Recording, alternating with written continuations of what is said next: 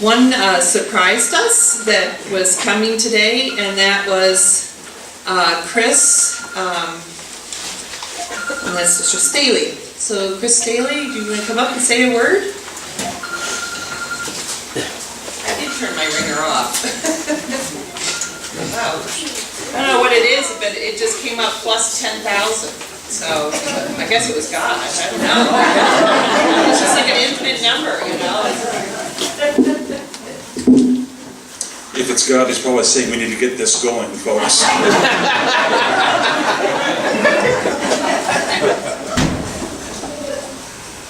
I am Christopher Staley. I think it may have gone by CB back in the day. That was my seminary days. I was wilder back then.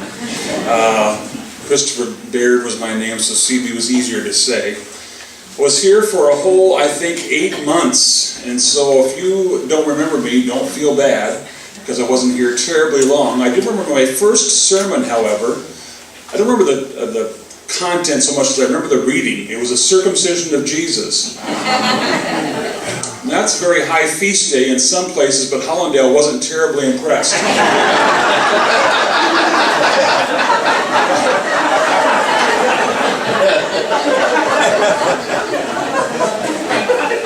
The biggest worry in those days were just to make sure I was going to go to the right church on the right Sunday at the right time. I panicked every week just making sure I checked that list at least 7 times to make sure I was going to the right place. My fear was Jeff and I would walk in at the same time, and he would look at me and I would look at him, and I would be wrong, whether I was wrong or not.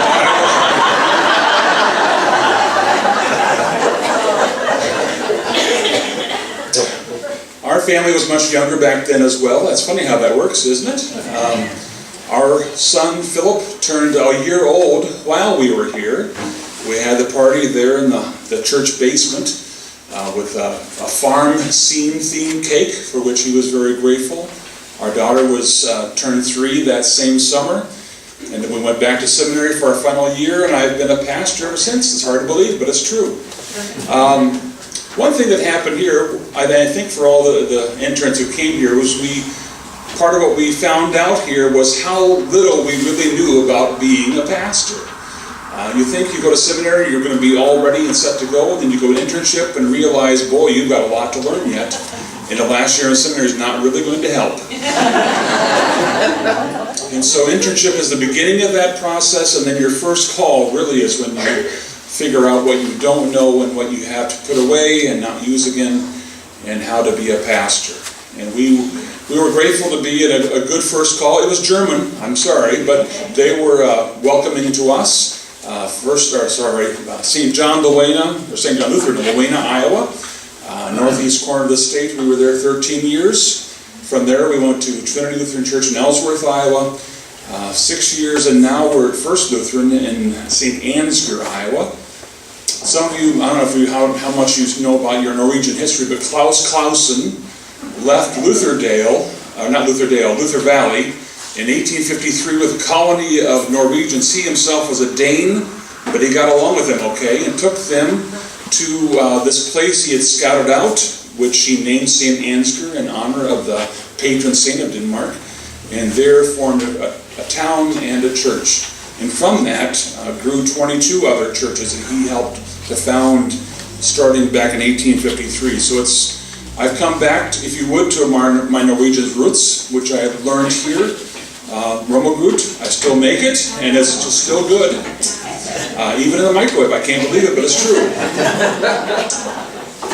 David Brandfast and I were classmates. We started together. I took an extra year. I'm not quite sure how that happened, but I took one more year than he did to finish. So I was here 2 years after he was on that internship year. And like him, we learned that spring fresh laundry doesn't always mean downy. My wife Kelly, and she asked me, please don't tell them I'm here, hung the laundry out on a beautiful spring morning, only to bring them in smelling a little more like Holstein than downy.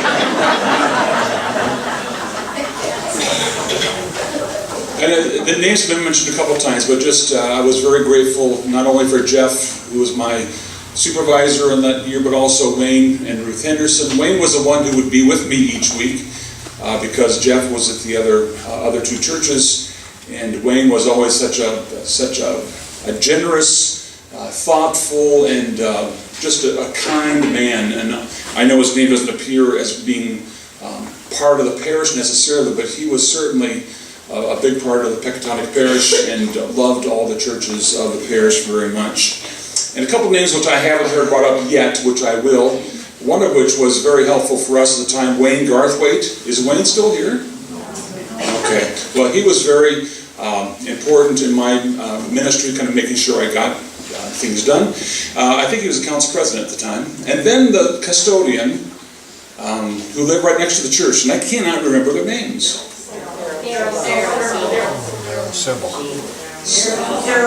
Daryl Silva. Was Helen his wife? Helene. Well, they were also important in our time here. And many others. We're very grateful to have seen some familiar faces. And as I said when I began this, we shouldn't keep this going too much longer. When you ask pastors to share, in fact, you said a word. It's not going to go well. So, thank you very much for welcoming us. I didn't find out this was even happening until Thursday. I happened to be driving through from Chicago at a continuing ed event back to St. Ansgar and saw the sign and said to Kelly, well, we've got nothing to do Sunday. Which was true. I have Sunday off as a continuing ed day, so it worked out great. So we spent the night at Dodgeville and to join you this day. So thank you.